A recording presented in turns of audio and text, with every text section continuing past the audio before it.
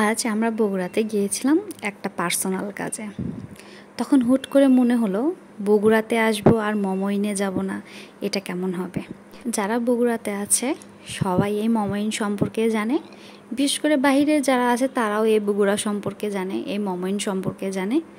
আমি এর আগে একবার গিয়েছিলাম, বাট পুরাটা ঘুরে দেখার সৌভাগ্য হয়নি।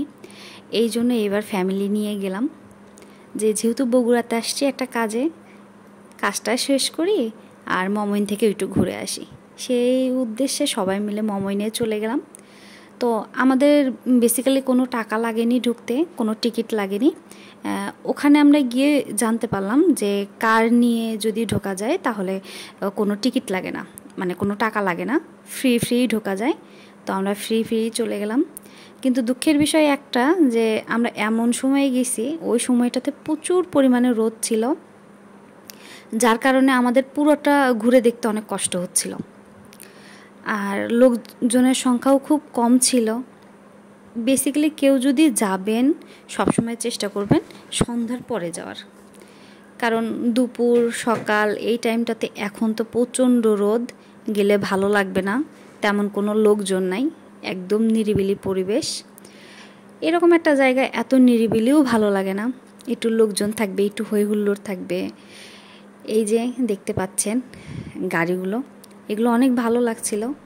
তারপরে পাশে ছিল অনেক সুন্দর সুন্দর ফুল।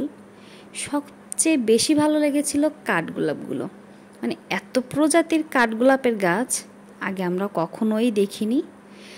ফার্স্ট এত প্রজাতির কাঠগোলাপের গাছ দেখলাম। আমরা তবুও চেষ্টা করছিলাম পুরাটা ঘুরে দেখার, কারণ এত কষ্ট করে গিয়েছি, দেখতে তো হবেই। আমাদের টাইমিংটাই ওরকম হয়ে গেছে, কিছু করার ছিল না। এরপরে আমার হাতের ডান পাশে যে সুন্দর ডেকোরেশন করা বিল্ডিংটা দেখতে পাচ্ছেন, এটা একটা রেস্টুরেন্ট, আর এটার উপরেই ছিল সুইমিং, যেখানে চাইলেই আপনারা গোসল করতে পারবেন, সেই ব্যবস্থা ছিল। ভেতরটা ছিল অনেক সুন্দর করে সাজানো গোছানো, মানে যে কারো দেখলেই পছন্দ হবে এমন। কিছুদিন আগেই গেল পহেলা বৈশাখের জন্য ডেকোরেশনটা একটু অন্যরকম করে সাজানো ছিল, চারিদিকেই পহেলা বৈশাখের ছোঁয়া ছিল। আমরা সেখান থেকে ঘুরে বের হয়ে বাহিরের দিকে চলে আসলাম। এরপরে এই যে দেখেন কি সুন্দর সুন্দর কাঠগোলাপের গাছ, আর পাশেই কিছু দোকান ছিল। এখানে কিছু কসমেটিক্স বলেন, তারপরে হচ্ছে ড্রেস, এসবের দোকান ছিল। আমরা চারিদিক ঘুরে ফিরে দেখছিলাম, ভালোই লাগছিল। এখানে ঘুরতে ঘুরতে আমাদেরকে মনে হলো যে না, অনেক গরম, খারাপ লাগছে। আসলে সত্যি কথা বলতে এমন টাইমে আমরা গেছি যে প্রচণ্ড গরম, প্রচণ্ড খারাপ লাগতেছিল।